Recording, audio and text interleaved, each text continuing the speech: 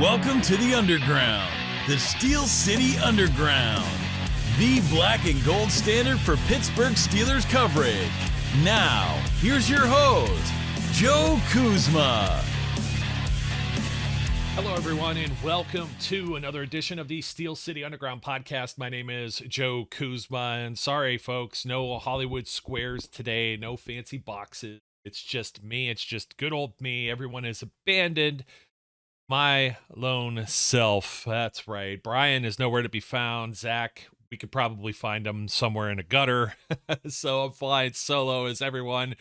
We're a week. We've already been a week from the NFL draft in the first round picks, and we were already speculating where the rest of these Steelers picks and the way the draft would play out throughout the rest of the week, 1 week ago. And now that we know we've got all of the picks in, we got the undrafted free agents, we've talked about some of that, I got to go around and now start talking about some of the just terrible takes that are going around all over the interwebs. And I don't know, I'm trying to think where we should probably start. It's always a good place to maybe locate Andrew Filipponi, who's actually just quoting someone else, but he loves to stir the pot. So why don't we just go right over to one of the first tweets that I have here. This is Andrew Filipponi, if you're not familiar, from 93.7 The Fan in Pittsburgh. And Andrew Filipponi loves to stir the pot as much as possible. So right here we see he's actually quoting Jerry Dulac, another of the Steelers longtime beat writers.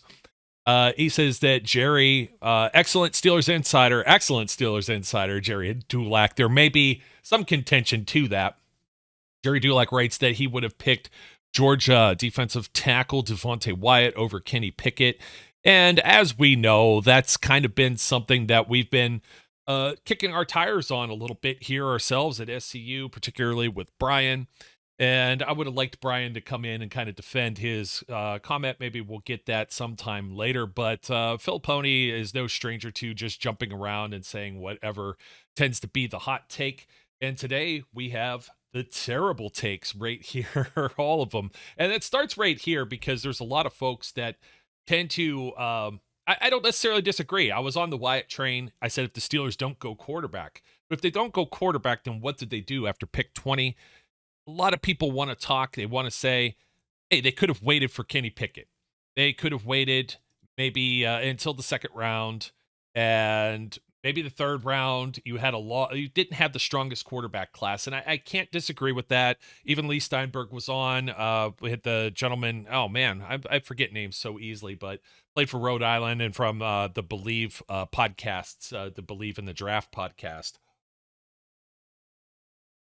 I get thirsty in the middle of doing this solo. So anyways, they had the very takes that were there, and it's never going to stop with the terrible takes. It doesn't matter that Aditi Kikwala is walking away from NFL Network. It doesn't matter that Ed Bouchette is retiring after 50 years of covering the Steelers. I couldn't imagine that. Just please shoot me. It's too much. Yens sometimes are a handful, and I love the comments. Keep them coming. We'll have another live show with maybe some of the live chat integrated in. Everyone that's on the audio formats, try and tune in. Give us a like or subscribe over on YouTube too. It just helps grow the show and encourages us to keep going. You know what I mean? But we're on this treadmill now of, we're going forward into the offseason, and everybody and their brother said the Steelers needed a quarterback, right? So if you need a quarterback, and you're not a team that usually has a poor record. Steelers have not had a sub 500 record since 2003. And that's kind of what set them up for the picks the following couple of years, right? Troy Polamalu, Ben Roethlisberger, they get the draft a lot higher.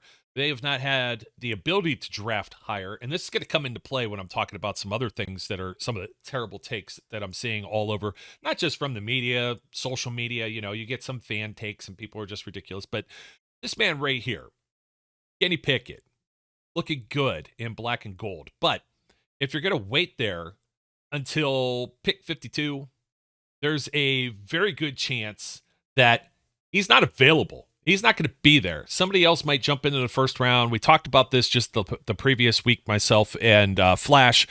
It just doesn't seem like that the other teams would allow this. They probably had Pickett high on their board. If Pickett is the only pro-ready quarterback that's available in this draft, then he's not going to be available when the Steelers are on the clock again at 52. And if it is at 52, you're taking Devontae Wyatt, then more than likely, I think you need to take a quarterback with the second-round pick, which means George Pickens is no longer there. Then who are you going for in the third round? And it's just a domino effect. And when you take a look at the entirety of the NFL draft and you see that the Steelers were what they were able to do in drafting not only Pickens, but also they got their hands on DeMarvin Leal from Texas A&M. And I know DeMarvin Leal is kind of like, maybe right now he's a tweener, but the Steelers obviously saw something there, and they needed to address defensive line just in the event, maybe, that they no longer have Stephon Tuitt. And I know they've been tight-lipped, the whole organization, as to whether or not Tuitt would make his return. So if you take Wyatt, and he had some alleged domestic violence things that came up on his record here as we headed into the draft at first, we're like, hey, we really like him. And you're going to interview the player, you're going to do your background checks and everything else and make sure that, you have all your ducks in a row. But this isn't like the type of player when there's a sketchy background that the Steelers are just going to reach out and make their number one pick and do the whole dog and pony show up front and center here like they did with Mason Rudolph, or not Mason Rudolph, I'm sorry, with Kenny Pickett. Of course, they didn't do it with Mason Rudolph, but Kenny Pickett, right there, draft hat, brand new jersey. People were already walking around with them in downtown Pittsburgh and Heinz Field last weekend. So, it makes it a little tough. You see all the stuff that's going on in Cleveland right now with Deshaun Watson. That the character thing kind of plays into it too. But again, I don't think the Steelers really thought at pick 20 that they were going to have Pickett right there. He was probably at the top of their boards. We heard a leak that it was Pickett, then Ritter, then Willis. I may have been a Jerry Dulac thing as well. And I tend to trust some of the things that Jerry says, but here in the case of Wyatt, that's his own opinion. There are some other players, perhaps Trent McDuffie, or you go on corner as he get on the field this year with all of the players that the Steelers already have in place with Ahkello Witherspoon and Cam Sutton, Levi Wallace. Those are all, that's very subjective. Do they take one of these other, do they need like an edge rusher or anything like that? Tyler Linderbaum at center. That's one of the ones that I liked. But for the most part, I think this is the one that you have to throw the dart on with Kenny Pickett. Is he going to start right away? We're going to have a lot of debates about that coming up. I'm going to be talking about some of the takes with some of the other quarterbacks in the room as well. He is a rookie. If he is the most pro-ready, if he's the head and shoulders the best of the class, and you did not have to trade a thing, and you just stood there and waited patiently at pick 20 to get Kenny Pickett, by all means, hats off to you, Steelers. Even if the pick doesn't work out, we've seen what all of these teams have done to get quarterbacks in the past. They move around. They trade ridiculous things. Every now and then, maybe they don't give up as much. Look at the Kansas City Chiefs with Patrick Mahomes. They move up a little bit and move into that position. It just all depends if the draft plays out to you. You saw the Patriots just sat and they were patient for Mac Jones. They felt that may have been one of the targets that were there. I can almost guarantee if Kenny Pickett wasn't there, I don't think the Steelers go quarterback round one. I don't know where they go, but maybe one of these other players that were taken ahead of Pickett slides. Maybe Kyle Hamilton continues to slide. We don't know that, but that was the Ravens pick. You would have to take something that maybe one of the other quarterback needy teams went with, like the New Orleans Saints went with Trevor Penning. They really jumped ahead of everyone for Chris Olave at pick 11. The Detroit Lions, of course, jumping in there at pick 12 for Jamison Williams. Jordan Davis to the Eagles. So it's difficult. It's a coulda, woulda, shoulda. I'm completely fine with this pick. I don't know why everybody and their brother, and I kind of have a sense to it as to why that everybody's like, oh, they could have waited or they could have done something differently. I don't think you wait and you get Pickett. If they liked another quarterback, fine, so be it. It's always to justify the draft Twitter experts that are out there, to justify their own opinions and to make things right in their head to knock the other picks and everything else. But when you were going into the offseason and it was just Mason Rudolph and Dwayne Haskins, and I argued for this, I said you could go to camp and have both of those battle out. But there's something that kind of turned that ship around a little bit for me. And they signed Mitch Trubisky, And everybody says, great, this is a great signing, Mitchell Trubisky. But then it didn't stop there. That was March. You're into almost, I like to say early May. I know the draft's at the end of April. But you're, 6 weeks later? And during those 6 weeks, everyone and their brother is talking about drafting a quarterback. The Steelers still need a quarterback. It's completely ignored that they went out and got Mitch Trubisky. And it's also completely ignored, and it's been ignored for quite some time as we take a peek in on what's going on. These are some photos here from Steelers.com and the OTAs, the mini camps that are going on. And it's football in shorts, of course. Some good-looking dudes there, Mason Rudolph and Mitch Trubisky. But everybody forgets that the Steelers invested draft capital in Mason Rudolph. They're going to go and they're going to point out that, look at the 2019 season. Look at last year. I have to always bring this up. Mason Rudolph found out about the same time that I had a nice craft beer somewhere at a nice brewery in the Pittsburgh area, and my phone starts blowing up at 8 o'clock at night, Eastern time. That's when Mason Rudolph found out he was going to play, and Ben Roethlisberger was out due to COVID protocols. He did not have this big, elaborate, not even like a walkthrough on Saturday, maybe. There might be some preparation, but this is like the same thing with 2019. And I understand, the Lions were the worst team in the NFL last year. Well, they're still a professional football team that was coming off of a bye week.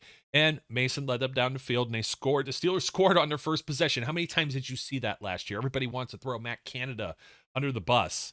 And I saw some things that were promising, but at the same time, I'm realistic enough to understand that you're not going to just go to battle with just Mason Rudolph. And there are teams in the NFL, trust me. Take a look at the Houston Texans. I think I'm going to do that right now, actually. Who do they have behind Davis Mills? Right now, Davis Mills gets hurt. What happens? It's not going to be pretty. Actually, I'm looking this up. Let me see. I'm going to bring this up on the screen here. This will be kind of fun. Got the depth charts. Let's see. Who do we have? Let's see. Houston Texans depth chart. It's not always the most up-to-date or most accurate, but Jeff Driscoll, Kyle Allen, and Kevin Hogan. Okay, that's not necessarily the latest and greatest. I know that the Seattle Seahawks have Drew Lock that they got over from the trade with Russell Wilson. I'm not sure who's going to start there. Maybe Geno Smith, Jake Eason. It was like a carryover, from other people loved him in drafts years before. There's certainly some situations that are a lot more head scratchers, including the Lions. Jared Goff, Tim Boyle, David Blow, Steven Montez brought in, street free agent. Everybody's getting their 4 quarterbacks so they have enough bodies to run their drills in these camps that are coming up. There's certainly a lot worse situations that are going around in the NFL. And to the point of that is that were the Steelers, how much confidence they have. They saw Dwayne Haskins, whatever he did practice and whatever he did do last year. And, rest in peace. But, let's talk about that just for a second. If Dwayne Haskins' situation did not change and there wasn't an untimely death here. And I don't mean to speak ill of the dead, but could the Steelers rely on just having Dwayne Haskins as a backup to Mason Rudolph or vice versa? Might be a little bit of a rocky road. Not a whole lot of starts. I think 16 starts to Haskins and 10 to Mason Rudolph. So when this was all brought up and they had opportunities to needle Mike Tomlin in the offseason and grill him and ask him these questions, he had mentioned that he wanted a veteran quarterback. He talked about mobility too. And I understand these two guys are kind of more statuesque. Haskins probably more of a pocket passer, even more so than Rudolph. We saw Rudolph move around a little bit. I had a silly graphic I was going to put up, but I decided against it. I had him running in the Lions game. About 50 yards. He got around. He had to. The offensive line wasn't all up to snuff. And that's one of the takes we'll be talking about here in a second, too, because some folks feel they didn't do necessarily the most that they could have. But we take a look. Let's take a look, let's say, the Washington Commanders. Their situation here, Carson Wentz, Taylor Heineke. They got Sam Howell in the 5th. You feel better about Kenny Pickett in the first or Sam Howell in the fifth? I don't think Sam Howell in the fifth screams. We didn't like him to begin with here at SCU, but I don't think that screams quarterback of the future. We could be surprised. I understand Tom Brady. That's like one in how, maybe not a million quarterbacks drafted, but what was that, 2,000? How many sixth rounders have poked through? Gardner Minshew? Are we putting him in Brady territory? I don't think so, not yet. So as we talk about the situation in the offseason and they bring in Mitchell Trubisky, now you have a veteran quarterback with about 50, maybe more starts, 4 seasons with the Chicago Bears, second overall pick, top quarterback taken in his draft. And now what? Now everybody's clamoring for the next guy. This is just a bridge quarterback. You know I hate that word. And bridge meaning this is the guy we're going to allow to fail. So the other guy comes in and he's the savior of the franchise. And we don't necessarily know that. And that's why you got to take your stab in the first round on Kenny Pickett or whoever you felt was top on your board, but they were all there. And if we feel there's tiers and Kenny Pickett is head and shoulders above everybody else, we had 3 running backs there last year. I keep going back to Najee Harris, Travis Etienne, and Javonte Williams. And I know Etienne didn't get to play. He got hurt with the Jaguars, so we didn't get to see what he did. But he went with the very next pick. So in that draft last year, right after the Steelers took Harris at, 22? Something like that. So, and then Williams went high in the second round, I believe. So they were top 50 picks. And Steelers are picking at 52. Are you going to take somebody in the first round and then you have the draft capital move back up? This isn't like the Baltimore Ravens who had a gazillion picks because they had all these comp picks and everything else. Plus they had a lot of injuries and they didn't place well last year. So their draft position was a lot higher than the Steelers. And then they had all of this capital from players that they lost with comp picks. And I also believe that they had the ones with the minority coaches. You get the extra picks if you had somebody taken from your staff and signed somewhere else. That was new. It may have actually been new last year, but that was put in. So they had a lot of chess pieces where they could move back into the first round, and the Steelers did not have those chess pieces to be able to do this. So I don't want to get too far off track with my thoughts here, but there's a couple of different things going on. One is nobody's talking about Mason Rudolph as a component here. I do believe at the very worst, Mason Rudolph is probably looking at being a backup, if not Mitch Trubisky being the backup. So Mason Rudolph, whether you love him or you hate him, this guy has experience with the Pittsburgh Steelers and many of the players on this team in a year in Matt Canada's offense. So why would you cut him? This is going back to, everybody says, well, look at 2012, look at 2012, look at 2012. Yeah, look at 2012. When you look at 2012 and you see what ended up happening, the Steelers didn't have anyone else really. They had a lot of things going on. You had Randy Fichtner, number one, as your offensive coordinator. The Steelers did have Ben Roethlisberger. They did not have a quarterbacks coach, which did not behoove these young men that were going on the field, such as Mason Rudolph. And they also had Josh Dobbs, and they were in competition because they sat Rudolph for year number 1. So 2018, Rudolph did nothing. He did not get a helmet. He was inactive. They let him sit, watch, and learn. Maybe developmental, but he's not going to play anyways. You got Ben Roethlisberger out there, right? Ben Roethlisberger gets hurt, and he goes to the locker room and doesn't come back at halftime of the Week 2 game, the season opener at Heinz Field, the first home game of the year, after having a bad game. The Steelers, don't forget, had a bad game against the New England Patriots to open up 2019. Looking at the score here, 33-3, just a field goal. You had, remember, Dante Moncrief and some of the players that were there. How is this team going to do after Antonio Brown gets traded, demands a trade, and Le'Veon Bell didn't show up and sign his franchise tag, and now he's a straight-up free agent and all the drama around there. Ben, 27 of 47, 276 yards, no touchdowns, 1 interception and a sack. He had a 65-6 rating in this game. Was he already injured? Was it already the wheels falling off a little bit? I mean, you could surmise whatever you'd want from that. And the following week, 8 of 15, didn't have a touchdown or an interception, where Rudolph comes in 12 of 19, 112 yards, 2 touchdowns and a pick. That was off the hands of Dante Moncrief, by the way, 92.4 rating. But they lose this game. They start 2019 pretty shabby. They had already traded, by this point, Josh Dobbs was just traded away. And this was a guy that was competing for your backup spot.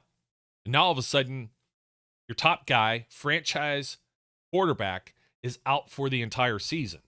And this is why I don't think that a lot of these takes with Mason Rudolph, well, you could just trade Mason Rudolph. If he has any value, what's a 5th or 6th round pick going to do for you by now? Now, Josh Dobbs was the 4th round pick. It probably wasn't going to see the field. I don't know that the Steelers, if they feel he isn't going to see the field, what happens if there's an injury? And you have Mason out there working right now with the team. He knows this offense. Are you going to throw Kenny Pickett out there right away? Or is Kenny Pickett going to sit 1 year? These are the discussions we're going to be having throughout all this. This is just assuming that Trubisky wins the job in the first place over Pickett or Rudolph. It's very much the likelihood that, well, why would you spend a first-round pick on a quarterback if you're not going to have him start? And I go back to the players over the years that have had success where they aren't rushed into a situation, and you also have the ones that get completely ruined, like a David Carr or a Tim Couch, or you're looking at it right now, Daniel Jones or Baker Mayfield. How many offensive coordinators and coaches did they go through? At least the Steelers have a stable situation that a Kenny Pickett can learn and grow, and then maybe he comes in and he is the man. And trust me, I'd be thrilled, tickled pink if that happens to be the case. The odds are against all of these quarterbacks, actually, when you think about it. And this is why you go after one with the 20th pick. But it's also why you don't trade Mason Rudolph. This was another Jerry Dulac thing that came out. And I don't understand the concept there. If Trubisky gets hurt and you're throwing your rookie out there in the same situation like it was 2019, I don't think you're going to get much better than the 2019 results. Unfortunately, that's just the way I feel about it. And it's also a little bit disheartening to just see we've got a young man from South Dakota State, the Jackrabbits, Chris Oladokun, and mobile guy, moves around. This is FCS football. This is someone who actually transferred from the same school that Duck Hodges was already at. And Duck had his good and his bad, and he was figured out because he was on film. And trust me, I was on that hype train. I love the underdog Cinderella stories more than anything else. We're going to have to see what ends up happening. If anything, if there's any movement, it's going to happen at the end of camp. But now you've got what happens in the situation of you went 3 deep, right, in 2019. Ben got hurt. Mason Rudolph got KO'd. And you were down to Duck Hodges, and they had to pick up Paxton Lynch off the street, former first-round pick, to be there as a potential backup. They first on the practice squad and then as a backup. And I believe they kept him on the roster for the most part as a QB3 after Rudolph had returned from the concussion protocol. And then Rudolph breaks his collarbone, and you never actually got to see Paxton Lynch. And that probably tells you, again, it's a former first-round pick that unfortunately didn't make it. And I hate saying that about these young men, but Trubisky's in that kind of danger zone as well. His contract, by the way, doesn't necessarily scream the type of numbers that are for a starter. And I've been making this argument for maybe far too long here. And take a look at it from overthecap.com. And let's see. We go down this list a little bit more. Mason actually here as a base salary is at $3 million. And this has to do with the funny money that ends up happening, by the way, when you do all the funny accounting for the salary cap. So his cap number is actually about $4 million here, as you could see. But somebody was saying you could cut Mason Rudolph, or, you trade him and you save $3 million. And I'm like, what's $3 million get you when Derek Watt, bring up Derek Watt here. Derek Watt is a 4.7 cap number. I mean, he's not giving you much more savings. I get it. Once again, I'm talking about this is a special teamer here, right? Derek Watt, though, is making just about as much money. That's what you're going to get, is maybe like a fullback or something. But Mitch Trubisky here, he's got some incentives. The cap number goes up exponentially next year, which means if he's not very good this year, he's not going to make it the next year. We're 3.6 on the cap number. His cap number is actually lower what they have is $5.25 million is guaranteed, so it carries over into next year. 14.3 is his actual deal, but Mason Rudolph as a $6 million deal. So you got a 7 per average on Trubisky and 6 on Mason Rudolph. That's just, to me, that's just speaking to, you have two guys that are capable of being, I don't want to say veteran in Mason Rudolph's case, because I don't think we know who he is. And we don't know if Trubisky turns around and is just walking on water and is great. I want to see a stable quarterback situation. Unfortunately, it's going to be very unstable for that road in order for us to get there. I'm not trading away Mason Rudolph. It's like, I've seen some of these quarterback deals that are just through the roof, quite frankly, when it comes to even just backups. And I'm going to see if I could actually pull up somebody from this year. We'll go take a look at kind of scrolling down. And there is cap numbers and there's cash spent. But we start to look, where are we at? Like Teddy Bridgewater is making $6.5 million. Jacoby Brissett, 4.6, kind of in that same territory. Marcus Mariota, I can't remember if his was just a 1-year deal. Yeah, see, it's completely backloaded. So if he ends up becoming the starter, he's going to get starter money, the same thing as Trubisky. But really all this says is that if you don't end up hacking it this season, c'est la vie, you're out of here. I understand that Rudolph is in the last year of his contract also. They just signed a 1-year extension last year. What team is trading for him? It'd have to be pretty quarterback needy. And I know I named some teams that have maybe some worse situations. But wouldn't it suck to see him get traded away and he ends up playing in place of like a Davis Mills and then does well while Trubisky doesn't, and then Kenny Pickett struggles as rookie? Kenny Pickett will struggle at some point. There is going to be a learning curve there. Mark my words. It's a first-year player. And I just feel that way. I very strongly feel that way. Actually, it was kind of funny. I had this up on the screen, and right after Mariota is Mason Rudolph sitting there with Jameis Winston, Mitchell Trubisky, Taylor Heineke, Case Keenum, Geno Smith, and Joe Flacco. Andy Dalton somewhere down in here, Tyrod Taylor. It's just funny taking a look at all this, and it's like, oh, you could get cap savings, but what are you going to spend it on? Just another sort of bench player. Keep the quarterback in there. If anything, it strengthens the quarterback room, having both of these guys working out together on the field at the same time. Why do you want to disrupt this balance here? If you have somebody that's at least in the earpiece or looking at a Microsoft Surface tablet and can offer something, I don't really want to add somebody at the tail end of this. Now, I understand Oladokin's there, and they took him with the 7th round pick. These were with the 6th rounder with Connor Hayward, Oladokin, and I'm trying to think who the other gentleman was that was taken near the end of the draft. But they're always a kind of a long shot underdog to make the 53-man roster. It's not a given. They're going to be battling for those positions at all times. You're just taking kind of a flyer. Mark Robinson, the linebacker, that's right, out of Ole Miss. That was the other one. Oladokin, 241. There were some other quarterbacks that were taken just after him. Poor Carson Strong. I do feel bad for him at a certain point. So try not to bite off too much on the quarterback stuff, because we will be talking about who's starting, who's this and that. But one of the things that came out, I mentioned it earlier in the week on the show with Flash, and it was Mitch Trubisky hoodwinked by signing with the Steelers? Like starting to sound like the Melvin Ingram thing all over again. And it's like, no. He wasn't hoodwinked. How do you figure he was hoodwinked? Probably the best situation for Mitch Trubisky to come into is filling in for, he knows Ben Roethlisberger retired. There is an opening here. And it may be one of the top openings. Would you want to go to the Atlanta Falcons? Look how long Mariota sat around there. Wasn't taken. Of course, the Falcons didn't need Mitch Trubisky at the time. They already still had Matt Ryan. But you get my point. If you're in Trubisky's shoes, where are you going to go? You're probably going to have a chance to start here. The team may have already informed you or your agent, or through the agent, that they're still going to be looking at a quarterback in the draft. And he signed like a very team-friendly deal, and it was very incentives-based.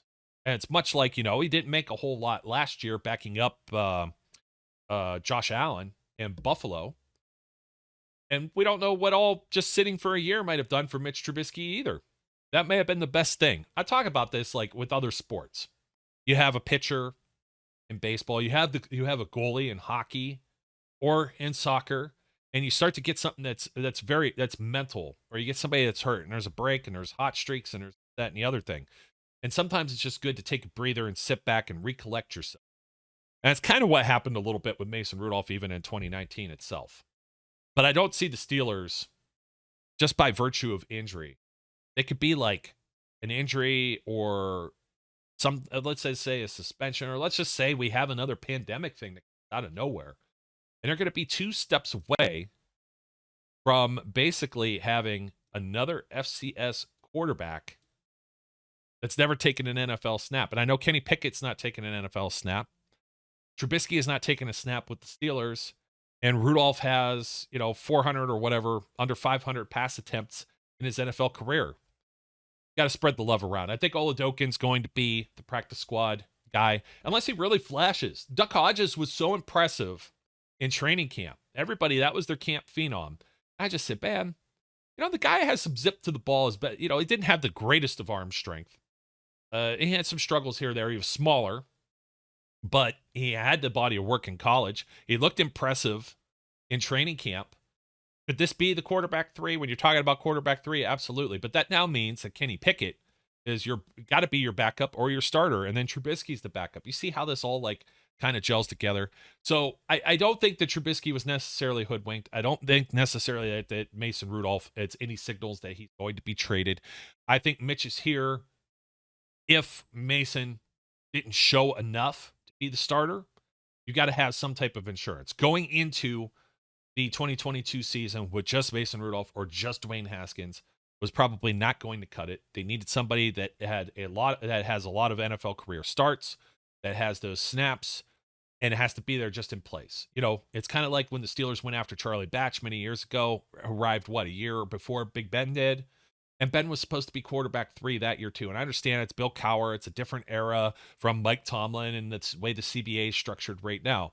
But it was an injury to Charlie Batch that brought Ben up the roster, and then another injury to Tommy Maddox. And then he proved to everyone, I can do this.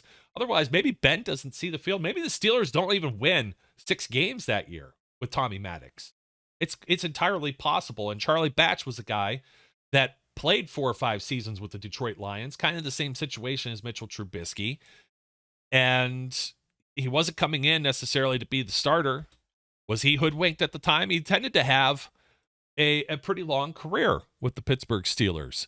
So with the Lions, Charlie Batch, 4 years, he had 46 starts. Kind of the same territory that Mitch Trubisky is in. Let's see. Trubisky, 4 years with the not with the Buffalo Bills, and then 1 year last year with the Buffalo Bills. Obviously, he didn't start. Made a couple spot appearances, just like Mason Rudolph did against the Chiefs at the end of the year. Maybe a pass here or there, handing the ball off, taking a knee, closing out the game, whether they had it sealed or the other team did in the case of the Steelers with the Chiefs. Don't bring up those sore spots, right? But 50 starts with the Chicago Bears, kind of in the same kind of territory, 10,609 yards passing. Charlie Batch had 9,000 at that point.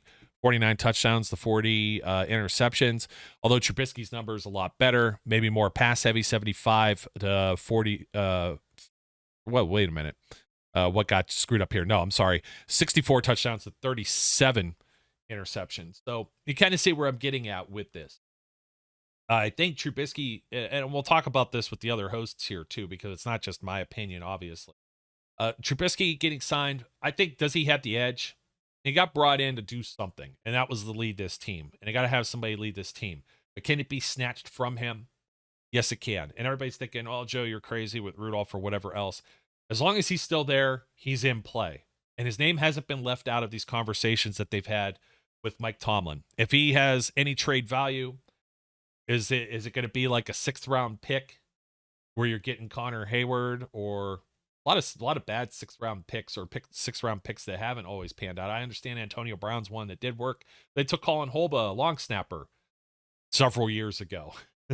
There's some that just Travis Feeney, linebacker from Washington, I believe, University of Washington, that didn't work out. Last year, Quincy Roche. Now, Quincy Roche, I think they were hoping to cut and bring back, and that just didn't pan out. Antoine Brooks, another 6th rounder, that happened the same way. So I don't know. It's just me. And if I'm like in the business in the NFL, those draft picks are kind of valuable. If you're in season and you're sniffing around for a quarterback, it depends on how far along Kenny Pickett is. If Kenny Pickett was that much further along, you got to think to yourself in these terms too. It's the same thing you're talking about. All of you are out there saying you could have got him later, 2nd or 3rd round pick. If he were bona fide, without a doubt, 1st round pick and ready to play week 1, like everyone has their hopes. I understand there's a lot of Panthers fans that are maybe watching or listening to this, and they're saying, Joe, you're crazy. I watched this guy in college. A whole different ball game. Okay, I don't care. Tiny hands, different size football. There's a lot more to it. The speed of play, grown-ass men flying around making millions of dollars to bring you down, to make you fail. If Kenny Pickett was ready, he'd be the number 1 overall pick. Somebody would have made that leap with the Jaguars or with the Lions. Somebody that wasn't looking quarterback, or maybe the Panthers. They're out on Sam Darnold. And they have an interesting situation too if Darnold gets hurt again. It's just, I think maybe he goes a little bit faster and he's going to be thrown on the field. So maybe the Steelers don't view it the same way. They didn't view that they had to move up to get him.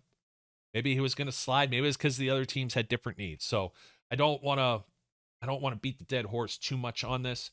There's a lot that's got to go on this offseason before we can find out who goes where and fits in there. I think the Steelers should stick with these 3 quarterbacks. I love my FCS football. Bring my South Dakota State guy over. Odokin, come on down. You're the next contestant on the practice squad. If they should keep expanded practice squads, we don't know that either. Steelers aren't going to keep a 4th quarterback if there's only 10 players on the practice squad. Now, if they get to keep 16 like they have before, they've been able to stash an additional kicker, an additional punter.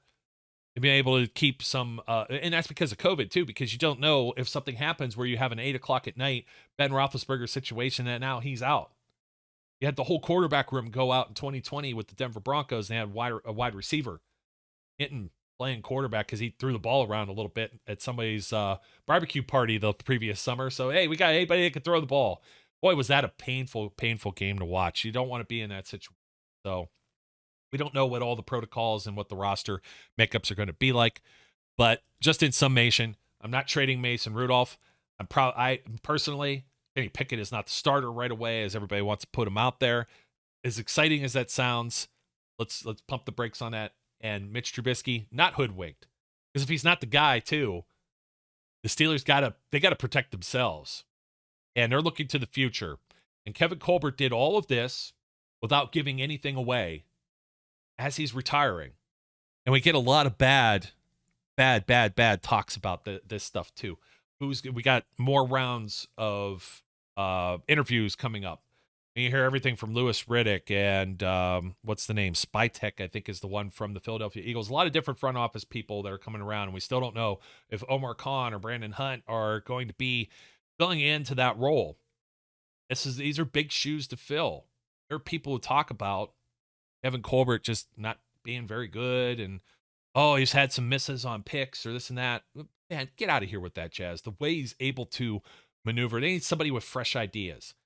Kevin Colbert went out and he moved up in the draft to take a player that was at a position of need that they wouldn't have got unless they were in the top 10. And Devin Bush coming up next. Okay, going to talk about him. I understand that there's when the Steelers are winning and you're picking at like pick 28 or pick 30 or whatever, and you end up with TJ Watt, or he ends up finding in this franchise had lost some games and had been on rocky foundation, right? Cordell Stewart is the quarterback, Tommy Maddox, and you find Ben Roethlisberger, and you have Troy Polamalu and Heath Miller, and there's countless other players throughout the years. Antonio Brown, like I said, in the 6th round. Most people forget Emmanuel Sanders started with the Steelers. Yeah, they couldn't afford to keep him because they found him in like the 4th round. It's tough. The Seattle Seahawks had this problem. They had the Legion of Boom, that short little window. Russell Wilson on a rookie contract as a 3rd rounder, and he ended up ascending. And that's another one of those exceptions to the rules. And he ends up going bonkers in the NFL. And they have like Richard Sherman, that's a 5th round pick. It's some of these other guys. It's just a perfect storm. And the salary cap is what it is. And everybody's looking to get paid because it's the not for long league. So when you're talking about all these things, don't don't go out there, disparage the good name of Kevin Colbert. He's done one hell of a job as the Pittsburgh Steelers general manager. In my opinion, he's going to be in the Pro Football Hall of Fame as part of the executive wing, just like a Ron Hunt or anyone else in the near future. To find his replacement isn't somebody that you want to replace 3 years down the road because they take this team and just toss it away in the garbage, toss it with the dirty laundry. This is hopefully somebody just like when they found Colbert, I believe was Tom. Well, they didn't technically have a general manager position at the time. For whatever reason, it wasn't believed in or whatever. It was like a vice president, executive vice president of player personnel or something like that. I think that's what Colbert started as. I could look it up. I'm too lazy. But I think Tom Donahue was in that position before, and we know all the moves that had happened. CBA's changed and things like that, but we know like Jerome Bettis trades and signing guys like Kevin Green and some of the players that have been drafted that were just, great players. You got to carry on that same type of tradition here. And Kevin Colbert was able to adapt and make changes, go get Nico Fitzpatrick. Very unheard of. Steelers trade their first round draft pick. That's an unheard of Steelers move. Signing Joe Hayden, like less than 24 hours after the Browns cut him at the end of the preseason several years ago. These were things where they did adapt. And if there is somebody that comes out of that room, so be it. You don't necessarily need that guy is going to have Brandon Hunt, Omar Khan. If they come internally from the Steelers and they're the new general manager, they will have learned a great deal of information sitting under the learning tree of Kevin Colbert. In the same respect, I'm sure they have their own ideas about what they want to do. I'm sure they pitched some of it even to this day, even through this draft. But they don't have the final word yet. So there will be some changes. How much of a drastic change is that? Or does it come from, Howie Roseman's tree of executives that are just like infiltrating everywhere, coming from the Philadelphia Eagles and getting picked up wherever that may be, including Andrew Berry, who's now over with the Cleveland Browns. So we'll see. Don't disparage the good name of Kevin Colbert. Yes, does he make some mistakes? Who doesn't? But you can't expect every draft pick to be a home run. I do want to cover one other thing before I get over to one of those recent picks. And that was, you saw this list the other day. Why didn't the Steelers draft offensive line, running back, maybe an edge rusher? These are the UDFAs, the undrafted free agents. And they have most certainly covered some ground. You're hoping one or two of these young men might be able to make the NFL roster, the 53. Cornerbacks, too. Might as well throw corner into that conversation. Pretty much everything they have here. Tackle, guard, outside linebacker, other defensive lineman. Not only do you need players for your drills and everything like that, but you never know when Ramon Foster comes and ends up being, how many years did he start with the Steelers? Probably close to 10. And you don't know when you're going to have Willie Parker as a running back who comes out of like nowhere with all those runs in the Super Bowl. Or I'm trying to think of some others. Well, obviously Alejandro Villanueva, street free agent, didn't really start just with the Steelers, and like Rosie Nick. Some of these guys went around from other teams or practice squads and may have had different positions. Rosie Nix was a nose tackle for Kent State when he was in college, ends up being a fullback in the NFL. Unfortunately, he gets hurt and career cut short. Villanueva did very well. You've seen what's happened with guys like Matt Filer or Chris Hubbard. You got to have, it sucks that you're talking like this is the stock market, but you got to have some lower dollar contracts with players who play above what that pay level is, be successful in the NFL. And a lot of times that comes hand in hand with not shelling out a ton of money at the quarterback position as well. So for everyone that's got like their takes on, oh, they take Connor Hayward, like what a wasted pick. They only did it because it's family. Yeah, more than likely. Will he make the roster? We don't know. But hey, he got drafted. It's cool. He was a 6th round pick. No one will ever be able to take that away from him. Could they've gone somewhere else or taken somebody else? Maybe, maybe not. Heard a lot of people after we've mentioned, Mateo, Flash has been calling him Kevin Durant from Duke, the running back from Duke. Signed a decent contract. It wasn't the most ever. There's some little bit of misinformation about that's out there. But a lot of people are already hyping him up, and we haven't even seen him do anything. So we'll pump the brakes a little bit, but there's a couple arrows in the quiver there. They might be able to fire a few of these, and never know what's going to hit, what's going to stick, who might become a contributor in the NFL. There's always undrafted players that end up, for whatever reason, whatever measurable, whatever 40 time, disqualified them from whatever team's thinking process to be draftable. That's okay. I'm hoping that some of these young men end up making it. I got some ideas on who might, but we're going to table that until next time. Let's talk about the fifth-year option, my final kind of terrible take. Fifth-year option, Kevin Colbert pick. Devin Bush moves up. It wasn't too long ago that this was the scene in Pittsburgh. Devin Bush holding his rookie jersey from draft day.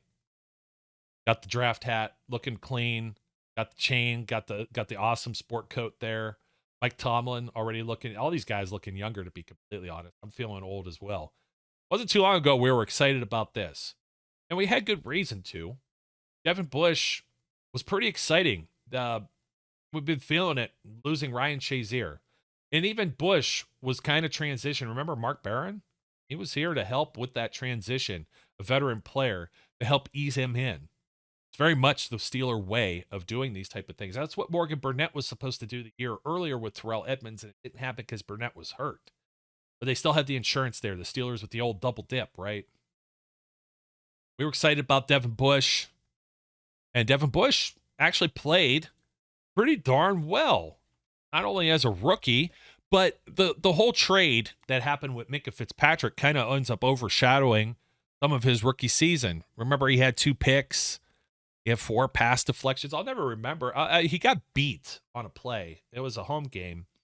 And he ends up playing someone down the sideline and picking off a pass.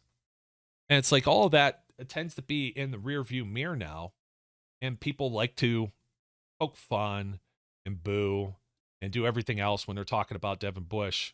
And he had the Steelers were undefeated in that 2020 season. And as week 5 against the Cleveland Browns at home, and they end up beating the snot out of the Browns, dominating them, but he ends up, tearing up his knee. And he comes back last year, and I was like, wow, he's already ready, with some of the training camp and everything else like that. And he's not the same player. And whether or not he can or will be the same player is a chapter in his book that has yet to be written. But everybody, this is the same thing that happened with Edmonds last year.